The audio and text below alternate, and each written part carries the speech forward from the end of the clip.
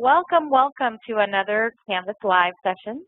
This Canvas Live session is about gamifying your Canvas course, some of the challenges and considerations that you want to consider as you think about adding game elements into your Canvas course. So this session basically is a starting point for what will hopefully be ongoing discussions in the community related to gamifying a course in Canvas. We have selected an awesome group of panelists who have tried different techniques, some of them which work, some of them that didn't, but added to the different tools to gamify a particular course. They're here to share their experiences and to tell you kind of the things that they've attempted to do and succeed in. So talking about how to incorporate gaming elements into your course design is definitely a topic that's of interest to a lot of people. So I welcome you all. I'm glad that you're all here. So we have a couple of different options here. We don't have a handout for this class, this session, but we do have a community discussion forum. So the place that you went to register for this session will also be the place where you can post additional follow-up questions. It'll also be the place where we'll post the link to the archived webinar, but I'll also send you a link to the archived webinar after the session as well. We have three panelists today. The first one is Travis Thurston. Travis is an instructional designer at the Center for Innovative Design and Instruction at Utah State University. At USU, Travis designs and redevelops online, face-to-face, and blended courses using Canvas. He consults with subject matter experts on campus to develop and deliver quality courseware, and finds practical solutions to various design and delivery challenges like gamification. We also have Gerald Petruzella. Hopefully I pronounced that right, Gerald. Gerald is the Assistant Director of Academy Technology at the Massachusetts College of Liberal Arts. In today's wild and woolly world of higher education, he landed his job with a PhD in ancient philosophy, and his professional interests include the intersection of education, openness and privacy, games and gaming in the classroom, and ancient Greek language and literature, and the roles of the humanities in digital environments. He does things with technology in general, which is awesome. And then we have CJ DePradine. CJ is currently the Digital Marketing Online Program Lead, Event Promotions and Marketing Instructor at the Center for Arts and Technology. She's also a self-published author and professional speaker, business coach with the goal of inspiring tomorrow's leaders. She has 20+ experience in adult education and marketing, and her attempts to gamify education in the center extends and combines her passions in a fun, cutting-edge, and interactive way. And so each of our panelists today have taken sort of different areas and concepts of gamification, and we'll speak to them together. So it will be very, very fun to hear their perspectives as well. So in this session, we welcome our panelists. We're going to talk a brief high-level overview of gamification. I'll just kind of talk about some areas that we'll touch on. And then really, I'd love the presenters to, or the panelists to kind of take over and share their experiences. This is where the heart of our session is today. I'll do some follow-up questions with them and then open it up to Q&A to everyone here that's in the session. With that said, let's just kind of go over what gamification is, and so that we all have a good starting base and starting point in talking about this topic. Gamification is the use of game thinking and game mechanics in a non-game context to engage users in solving problems, increasing engagement, teaching, entertaining, to measure things. There are a lot of applications on how gamification works, but the main two components that are typically discussed when we talk about gamifying something is basically taking game thinking and game mechanics and applying it to a non-game context. So in terms of game thinking and game mechanics, let's talk about game mechanics. What are the things that people typically think of when you think of gamifying something? What are the core components or the mechanics? Well, one thing is points, a point structure, sort of giving people an opportunity to kind of collect a quantify their experiences through points. Also, badges is another thing we often see discussed when gamifying something. The element of leaderboards, so to kind of give that sort of competitive environment. Feedback loops as you reach different levels how are you doing? How are you achieving? Are you moving forward in a particular area? Or do you have to kind of go back and continue giving sort of that feedback to see how you're doing? There's an element of rules. There's some format or structure within a game. So these are some of the basic game mechanics that people generally refer to when you're thinking about gamifying a course or a non-game environment. Some of the game thinking concepts that you want to also apply or discuss are design theories. In game design theories, what does the environment look like? How close to a game is it? What are some of the components that are available?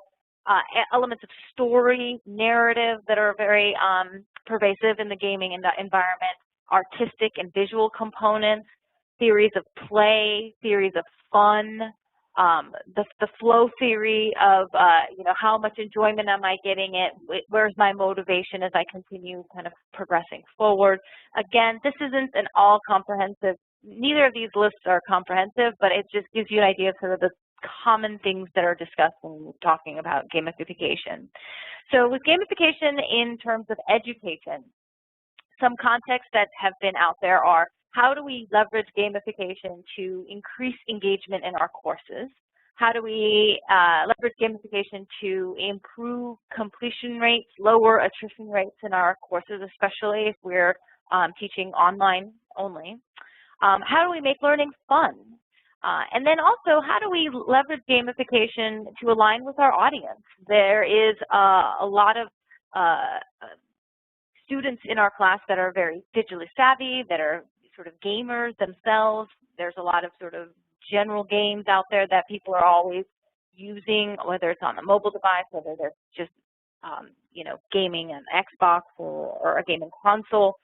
The concept of making something fun, making a game out of something isn't new, but the tools available the technology that's available to do that online within a course are definitely greater than they were before. So that's another reason why one would potentially gamify a course in education. But again, these aren't the only reasons. So I definitely look forward to hearing what our presenters have to say in terms of what motivated them to gamify their course. So gamification in Canvas. This is sort of the heart of our session here. What components have been used to gamify a course in Canvas? We have in-page navigation. Obviously, you can create links to different areas in your course within a page. We've enabled draft state so that you can hide certain sections of your course and show certain sections of your course when you wanted to. Modules have extensive tools on when you can, when a participant in your course can move forward in a unit or a section. Modules can be a great tool to leverage that. We talk about Canva badges. There are a lot of different components. Now, because Canvas is not necessarily a gamification platform or doesn't innately go in that direction, our presenters are going to talk about some of the different things that they use in Canvas and then enhanced tools that they leverage to put together with Canvas in order to create a greater experience. So with that said, I really kind of want to get out of the way and really turn it over to our panelists. And I'd like to start with Travis, if that's okay. So Travis, I'm going to go ahead and give you presenter rights so that you can begin presenting. This summer I had the opportunity to teach a basics to HTML and CSS coding course that had been developed by an instructor here on campus at USU. And so leading up to teaching that course, I decided to experiment with gamification. And I'm going to show you a few things. I think the best thing to show you first off is the intro video that I use with my students to kind of orient them to the course. And we'll see if this works. Tell me if you can hear the audio or not, please.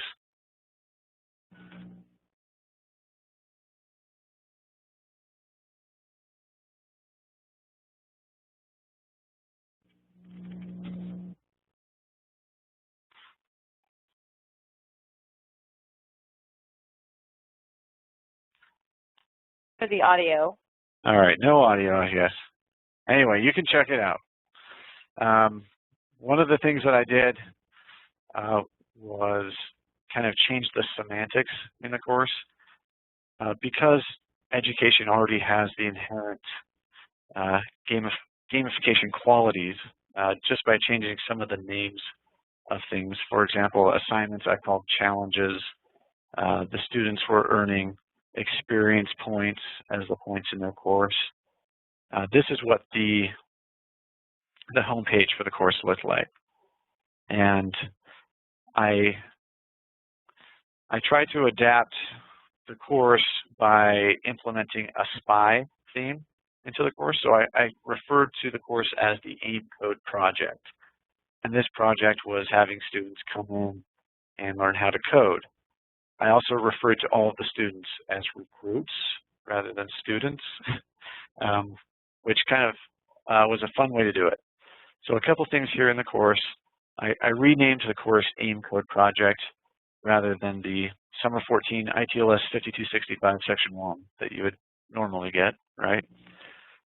I also named my modules levels in an attempt to make it a little more gamified.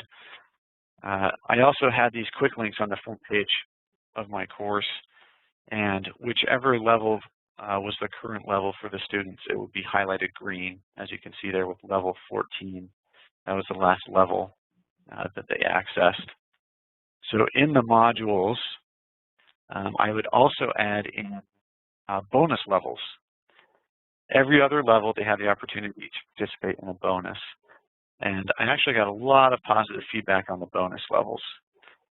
The very first one, the students were playing a game called Super Markup Man, which is just an open game online where the students practice nesting and their syntax and things like that with HTML and CSS.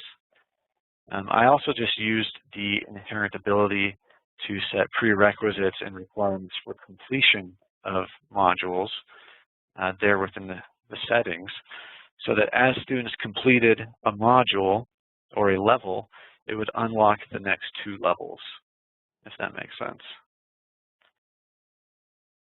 Another fun thing I did was at the start of the course, I had the students participate in an academic integrity module. And it goes through and reminds them of things that, they shouldn't be cheating and, all of those fun things. But by completing that academic integrity module, they earned the Quiz Key tool, which is one of the Canva badges that I used in the course. And by completing the academic integrity module and having that quiz key, they were able to access the quizzes in the course and take them an unlimited number of times. And the purpose for that is I was using the quizzes in the course as a learning tool rather than as an assessment tool. And by presenting the quiz key tool up front and letting them know that by having that tool, they could take those quizzes as many times as they want, it really motivated them to all complete that academic integrity module. So that was something kind of fun. Again, with the digital badges, they could earn a badge for each level. They could earn a badge in the bonus levels. There was the tool, like the Quiz Key tool, and then they had an AIM Guild badge at the very end when they had completed the entire course. Also, throughout the course, I had secret clues hidden, and I used those as, those are actually quizzes. And using draft state, I wouldn't publish a particular clue until I wanted them to actually be able to find the clue. And so I would use it by using that little bug icon, and I would hide that icon within each of the overview pages for each level. And if the students could find that icon, then it would link them to this quiz. I also used a piece of code that would dynamically bring the name of the student that was logged in, and it would throw it there at the top. So as you can see, when they find it, it says, "Congratulations, student name. You've discovered some secret code." Part of the secret code idea was that along with the spy theme, they were trying to identify a spy that had infiltrated the AIM project. And they would get clues in those secret clues on who that person was. Additionally, some of the secret clues, like this one, would give them little snippets of code that would help them in their case studies or in their project that they were working on. And they earned 1 point, or 1 XP, for finding those secret clues rather.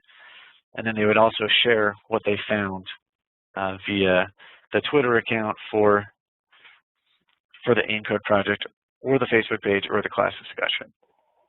And so at the end there, that was just 1 question. I found the quiz, or I found the secret clue, and they submitted that, and they earned that 1 point. One other thing I did, this was one of the quizzes. It was a mastery quiz for HTML. And I used the access code feature that's in Canvas. And I hid the access code to be able to get into this quiz in a hidden div in the HTML code of that quiz. So the students actually had to view page source and go through and find that hidden div with their access code to be able to access the quiz to take it, if that makes sense. Also, I had this general class discussion. And this was a place where students could come and ask questions about the course or share tips with their classmates.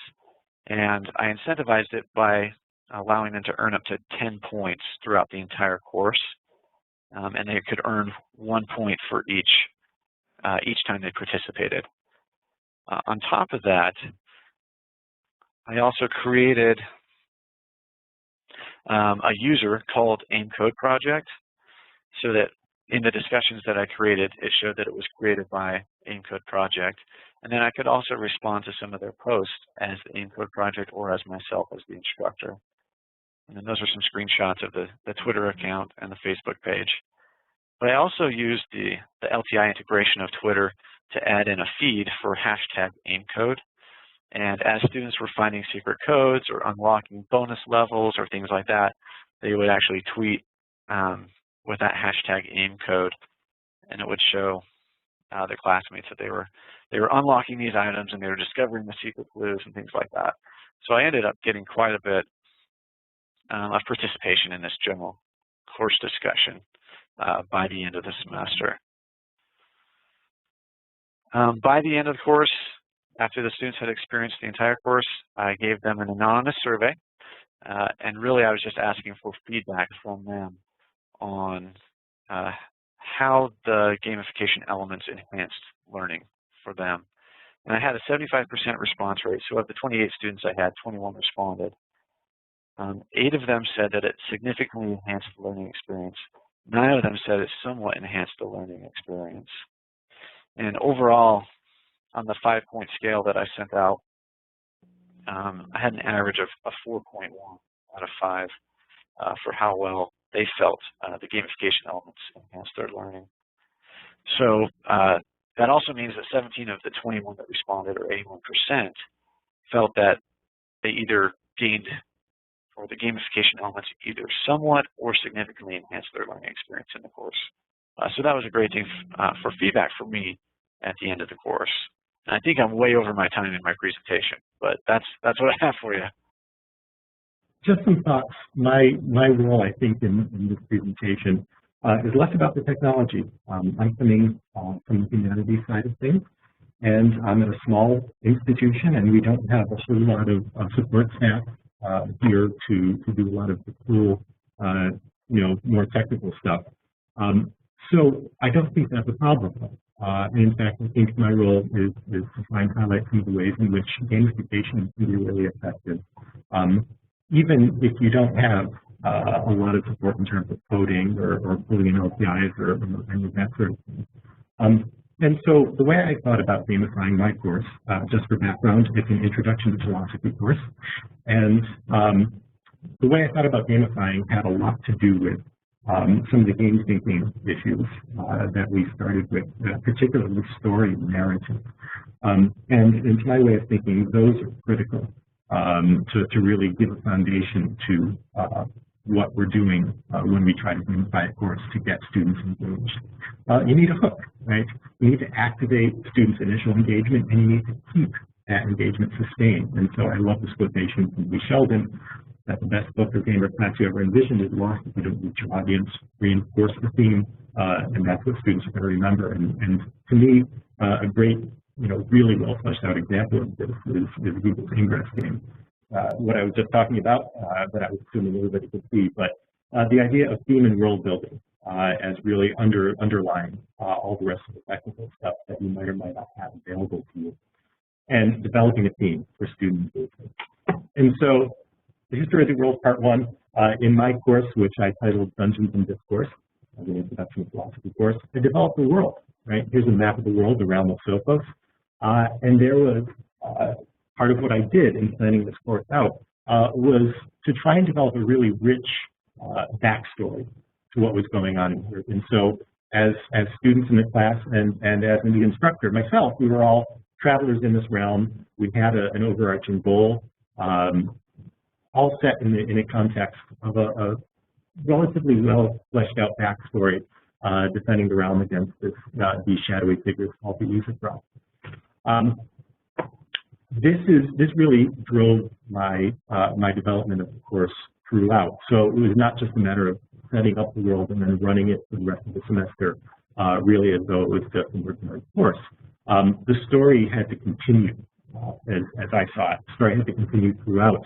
And that was a real big part of what was fun about it for me, was developing every element of the course that you would encounter as fitting within the overall context of the story. And so on the left hand of the screen, you'll see that I came up with these sort of key skills that students were supposed to build over the course of taking this course. But they're explained within the context of the storyline. There were guilds available for students to join throughout progressing through the course. And again, you can tell by looking at this is the sort of Dungeons and Dragons type theme.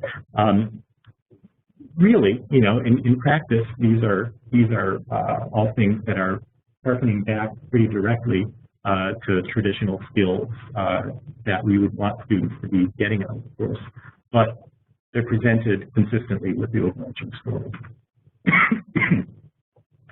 Part of the storyline and narrative also has to do with identity. As a student in a class, really buying in involves putting yourself in some ways into the story, into the narrative. And so one thing I did in that left-hand side of the screen was that every student had an individual profile page within the Canvas course that I set up with a template, and that students could go in then and edit, put a biography of themselves. Certain fields were reserved for my use to sort of keep track of points and such like, but students could customize it a little bit and develop their own character or within the gameplay narrative. And then on the right-hand side, you're seeing an example of just an introductory page for each of the main regions. So there are 5 regions of the map that corresponded to 5 main ideas or themes and modules throughout the semester. Each one was represented with a little bit of a story, explaining, in a fictionalized way, why are we here? How did we get here? How does this relate to the rest of the world? As we progress through the course, you can see again here we're just entering each of the different regions: epistemology, ethics, the various subfields of philosophy, and part of what I thought worked was and you can see this is nothing fancy. This is text and images on a page, but it was a way to clearly identify and set off each new region, helping students to really immerse in a sense into the environment and develop a sense of progress throughout the semester. One thing that I thought was very cool that Travis did with his Unicode project account that he created and sometimes posted to discussions. My idea was something similar. I came up with Dell the Oracle, who basically had her own free discussion space where students could come and ask off-topic questions or ask for expert help and help each other out. And sometimes Del the Oracle, myself in disguise, would give cryptic replies as sort of clues to help students through the challenges. Individual challenges, speaking of challenges, each again had their own story, had their own narrative, and they were mostly, small, not quite standalone, but they were stories to get engagement, so that something that I worried about when I was trying to first starting to think about gamification. I worried about setting up this wonderful premise, and then it turns out that what we're actually doing in the middle of the semester is indistinguishable from traditional science. That worried me, and that seemed to me like I would be failing if I ended up doing that. And so what you're looking at now are in fact what assignments look like. And you see that they've got a story. And so when I ask students to reconstruct arguments, they're doing that in the context of rampaging paradoxes that have knocked over the stalls in the marketplace. And so we're picking them up and putting them back together in the right order. These are just a couple more examples of some of those specific story-based assignments. And then lastly, I think I just want to mention that my course environment, I thought it was worthwhile to add much more detail than was strictly necessary. And so these are just several pages I created, again, images and text primarily, representing objects that students could pick up as bonuses and earn, represented non-player characters that they might encounter walking around in the land. And they're full of philosophical puns and sort of hidden references to things in the philosophical literature. And students sometimes may or may not have encountered them ever by the end of the course, but they were there, and I thought that was an important thing to develop, to have a rich environment, so that if a student wanted to look further, there'd be something there for them to see. And so this is just the publicly visible version of the course in case anybody wants to see it. I'm in a very different place than Travis and Gerald, in that I'm very much still designing the course that we are trying to sort of build, and it's a ginormous course. We're developing what we call an engagement program, where new students that come to the school that are waiting for their courses to start are kind of in that limbo phase, and we don't want to lose them as they wait. We want to ensure that we've got some higher levels of attrition than normal. And we determined that in order to do that,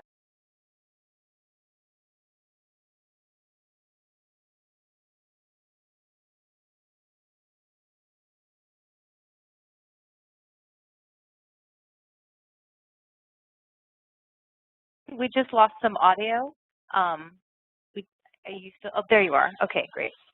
I'm here. Okay, good. So anyways, our objective, again, was to make sure that every new enrollment was involved with the school before their courses started, whether their course was 3 months ahead or 3 days ahead. They had the opportunity to join what we call this sort of immersive experience, this engagement program. We wanted to introduce them to the school and its unique culture, their course objectives, outcomes, and faculty, the semiotic domain of their respective industries, which is a really interesting thing because from my perspective, being a digital marketing program lead, there's so much terminology that is very new to individuals who haven't really been in that field before. And a lot of that isn't something that we can kind of load up before classes start for individual students in a really easy way. So this sort of program was a really great answer to that. We wanted it to be immersive. We wanted to ensure that there were critical thinking activities that would allow students to familiarize themselves with their upcoming studies, keep them engaged before classes start, but really experience something that was interactive, engaging, and exciting so that they were just on board well before their courses even started. And I mean, we have remarkable courses, but students don't know that until they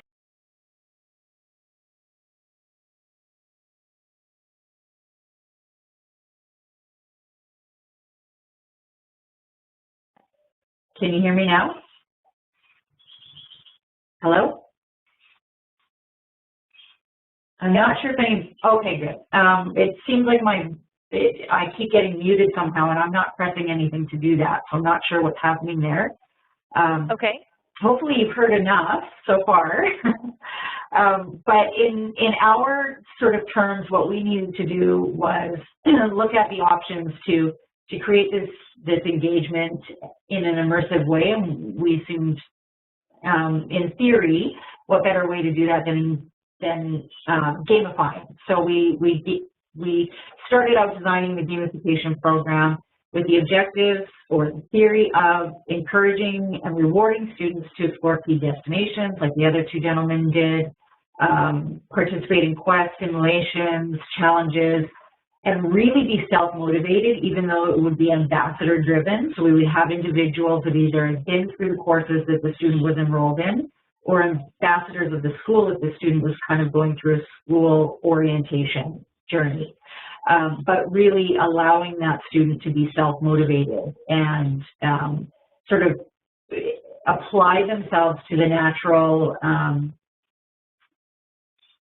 natural theme of what drives people. If you look at Daniel Pink's Drive book, he made it really clear that in all of the sort of research studies that were done around motivation, inspiration, etc., drive really comes down to three core principles, and that is mastery, autonomy, and purpose.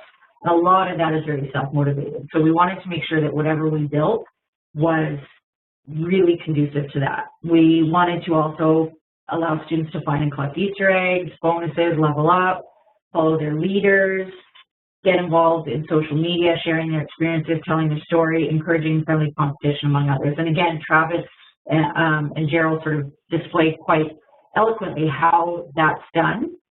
But as a framework, I kind of needed to build out what this was going to look like, what the journey was, how we were going to map this, because again, my role here is to design this engagement program and really, from an instructional perspective, build the templates for it, and then let our creative team come in and turn this into a map, right? Or turn it into like a fantasy-oriented kind of world where the challenge, the fantasy, the curiosity is on, high level. This is very academic level right now in terms of the design. But we built a framework, and then I started using the modules within Canvas to sort of structure the different challenges, using pages within, text headers, indentations, etc., to kind of structure it in a way that that students knew sort of what their progress would look like between one sort of summation and another. And in there, we utilized images and text, just like Gerald did, in terms of keeping it really simple.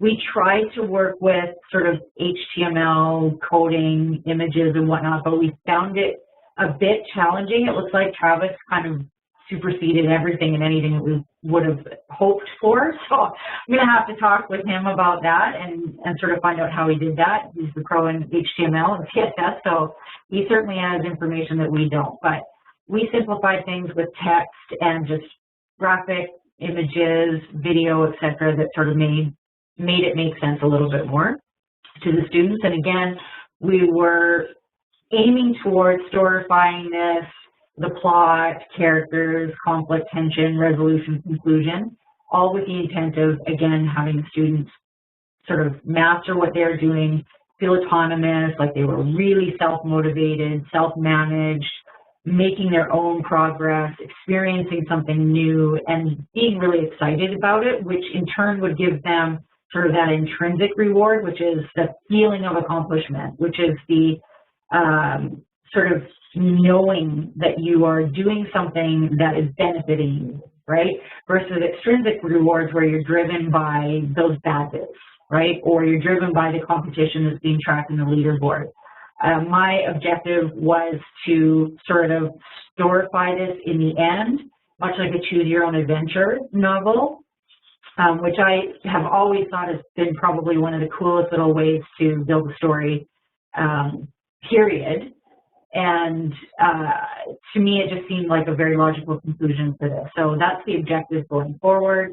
We required leaderboard tracking to make sure that all the journey points, all the activity points, all the bonus and achievement points as people navigated through the map were actually collectively being shared amongst not only the students within one particular course, but also students across multiple courses, because this was very much a public course where we would give access to every new student to sort of explore. And if the graphic design student waiting their course was kind of also interested in digital marketing, spent some time kind of looking at the digital marketing stuff and really participated in the activities there, they could further their engagement and further their knowledge and further their sort of personal accomplishments and their own sort of sense of purpose and really self-identifying throughout this. And again, feeding into that intrinsic need to feel like you're doing something greater than,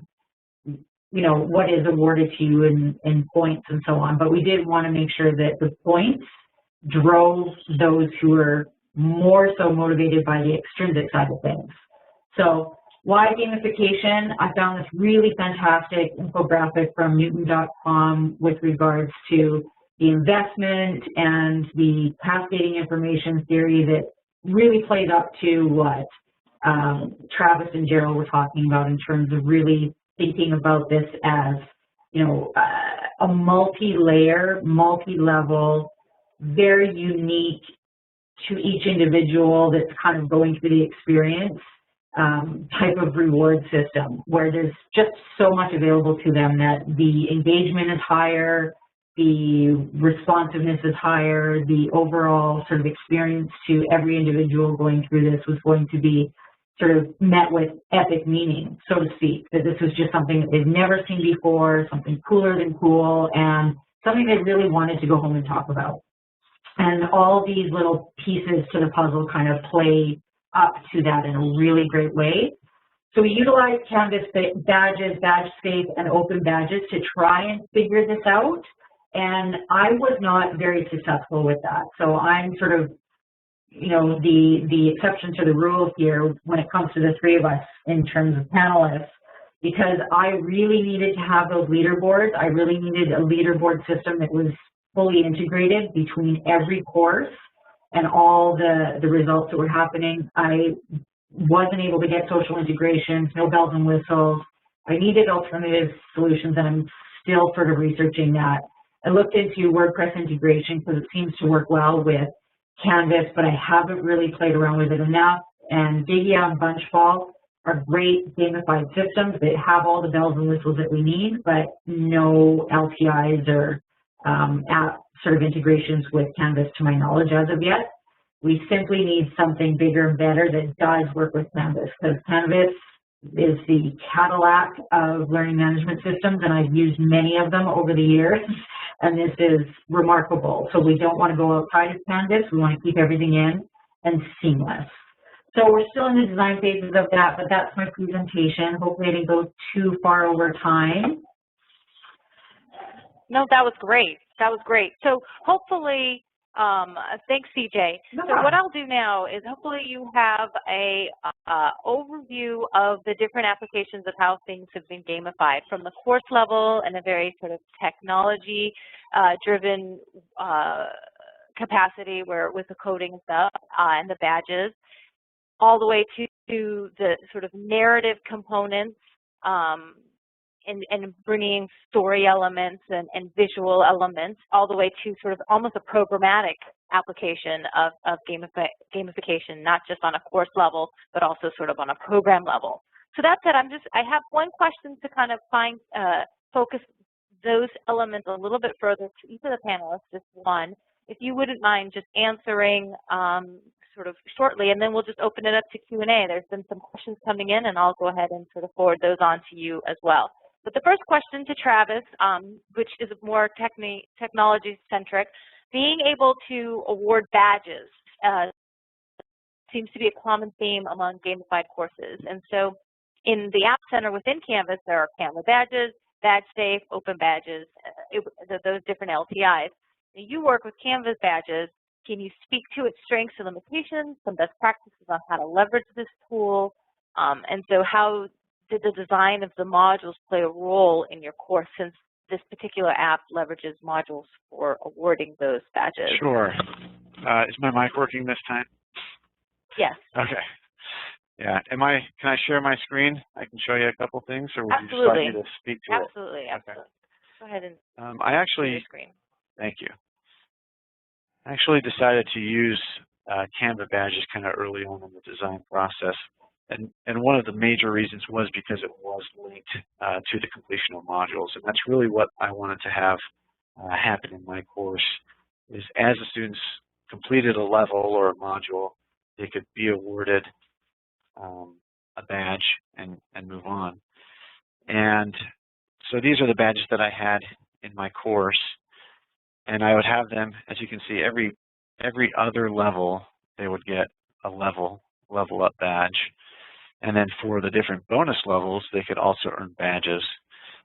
And in the feedback I received from my students, that really worked for some of them. They really liked the badges, or it made no difference whatsoever to a couple of them. But as I set up the modules in the course, Canva badges is really easy, really intuitive.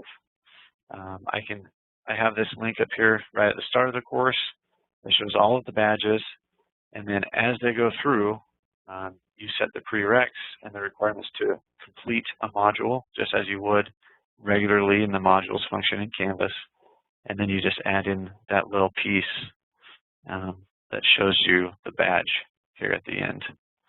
So I really liked that it was just simple to add and that it was based off of modules, because I really designed my course as they completed each module.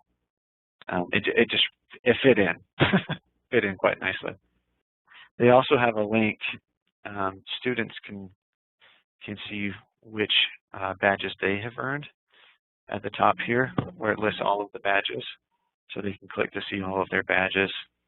I only earned the completion one, apparently, but that's where they would have a list of all the badges that they completed, and they can share that page. And as you can see there, they can also link that to their Canvas profile. Great. Thank you for the clarification. There are some technology questions related to how you sort of added the additional bells and whistles of your course to make it more personalized. So for example, if a student came into the course and level 12 is highlighted, for example, or the fact that they found a secret code and then you said congratulations and then put the student name. Can you briefly talk to how you did that? Sure, absolutely. Some of you, or most of you, or a couple of you might be familiar with what we like to call Kennethware, and that's these custom tools that we have added into Canvas. And basically, the levels is one of those custom tools. And I have it listed out here with a calendar in that module list. It's not wanting me to show you this, apparently. But I had it just based off of a calendar. So every week, it would move on to the next level to show them what the current week or the current level was. Additionally, to grab their name, that's a function that Kenneth wrote into the custom tools as well. And it just looks to see who's logged in up here at the top. And it can throw that name in there just by adding a class into the HTML. So those are a couple things that are fairly simple with the Kennethware. Additionally, this is actually something I forgot to mention, but as they're going through and completing each of the modules and earning their badges, Canvas has this built-in piece right here where you can view the progress of all of your students. I'm not going to click that because this is still the course that I have my actual students in. So for FERPA reasons, I'm not going to show it. But it will go through and show you level by level if the student has completed a module and where their progress is, if they're currently working on a particular module. And that's something that I use as well to keep track of the students. Great. Thank you so much. So for more information on that Kennethware, I'll post a link and some information about how to access that in that community forum. Let's move over to Gerald. I know that your course had a lot of the story and the foundation components.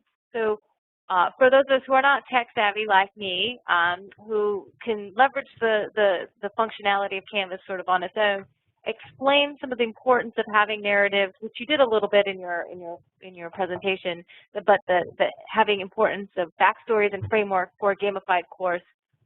It sounds like sort of having a theme may be one alternative for instructors to gamify. Yeah, that really does get through it. Gamification, you know, some folks who might have been listening to this for a while now might realize and might be aware that, you know, among people who have debates about gamification, an issue often that worries people is the prospect of gamifying, sort of introducing game elements without having sort of full game experience, you know, so using something like a leaderboard as a sort of icing on the cake without the cake, so to speak. And, you know, the way I think of it, you know, having a true game experience is what makes gamification really valuable. And it's not necessarily the trappings of playing games by themselves, but it's the trappings of playing games when you're actually playing a game, which involves having fun. And so what makes a game fun is really kind of an important theoretical idea that I think a lot about. And to immerse oneself into a really rich, interesting, engaging environment that you want to be in, to me, you know, strikes me as something really valuable and something that you don't need a lot of technology for. When you find yourself completely engrossed in reading a very, you know, very interesting fiction, piece of fiction or novel, or, you know, just staying in the game world, you know, when you find yourself spending hours and hours playing a game, you're doing it because the world you're immersing yourself in is engaging for whatever reason. And so it just seems sensible to me that if you want your course space, your course environment to have that same effect on your students, it makes sense to me that you want to try as much as possible to make that environment inviting. And so really that's the key idea that drives me in terms of all the stuff about being in the world building, is trying to create a place where students want to come and spend time.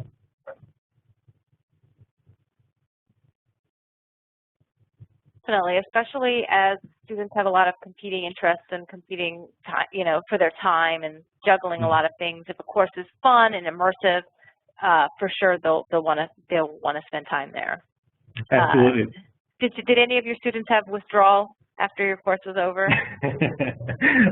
You know, I certainly had a number come up to me at the end of the semester and you know, express how much fun they had found it. And anecdotally, Right. the next semester, the course filled up within the first couple of days of registration, and there was a waiting list. So, you know, I can't go so far as to claim a direct causal link, but it's interesting to notice that before and after. Well, we're aware of it and was like, hey, something's going on over here in this course. Yeah, I should probably check it out. That's awesome. Yeah, it was fun. So my third question goes to CJ. Now, you have sort of a more programmatic approach, which is a different approach as opposed to gamifying a course. You're gamifying beyond that to the program, so your participants or your students are getting a greater immersive experience. You mentioned wanting to incorporate leaderboards and social media. I know you're still doing some research on that, but just in general, as a concept with these tools, how can they potentially encourage sort of a competitive spirit or encourage a greater immersion into your program and into your courses?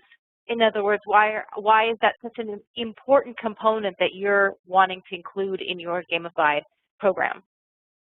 Can you hear me? Hello? I can hear you just fine. Okay, perfect. Love that question, because that was one of our biggest concerns as we were really trying to build out the vision for this program.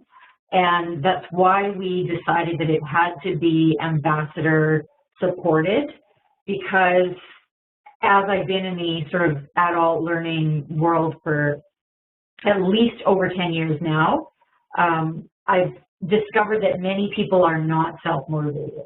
And that's a huge thing. And if we're dealing with an engagement program that is intended to be self-directed and really waiting on the individual to take action, we may not ever see that action. So ambassadors are there to welcome the person to the environment, introduce them to their first sort of step on the journey, you know, compliment them and or engage with them as they take that step or as they complete that step, and kind of interact with them in that way. Also, we wanted to, we discussed the opportunity of actually producing somewhat of a newsletter for those who were enrolled and going through the program, and share some of the top sort of achievements of the week and whatnot, just to get people excited and remind those who are not taking action to get in there and take action. Because again, self-directed sort of programs aren't necessarily really adopted if you don't have somebody cheerleading you in the background. So we wanted to strike a balance between being the cheerleader and, you know, not being over the top with sort of this concept that we're extrinsically rewarding people with, you know, badges and accolades and all this kind of stuff, because we didn't want to take away from the education value of it. So again, from the design perspective, we're still working out some of the decisions about that, but they're, to me and the director, some really important decisions that I think we need to make before we build out the game, or the gamified program, I should say. I want to say thank you so much to our panelists. Thank you for taking the time out of your day to present to us and sharing your perspective. I feel like I gained a lot. I hope everyone else feels the same.